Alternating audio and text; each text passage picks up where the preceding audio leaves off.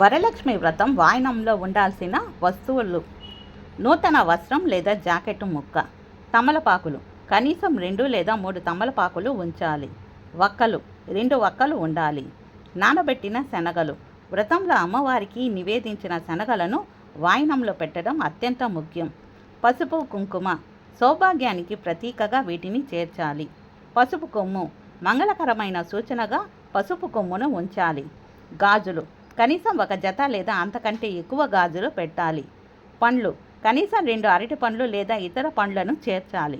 పూలు ముత్తైదువులు తలలో పెట్టుకోవడానికి తాజా పువ్వులు ఉంచాలి. రూపాయి నాణం దక్షిణ రూపంలో కనీసం 1 రూపాయి నాణం పెట్టాలి.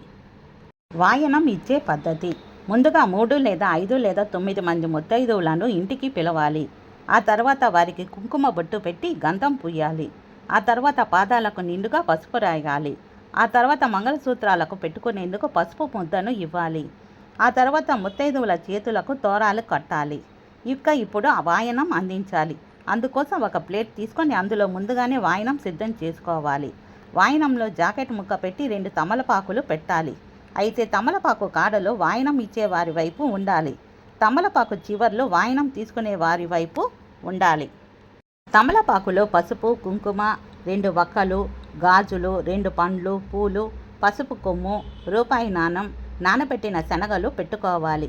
వీటన్నిటిని వచ్చిన ముత్తైదువుకు అందించి ఇస్తేనమ్మ వాయనం, పుచ్చుకుంటేనమ్మ వాయనం అని చెప్పి వారి ఆశీర్వాదం తీసుకోవాలి. ఆ తర్వాత మీరు చేసుకున్న ప్రసాదాలను కూడా పెట్టవచ్చు. తాంబూలం ఇస్తూ నవ్వుతూ గౌరవంగా 2 చేతులతో ఇవ్వడం శుభంగా భావిస్తారు.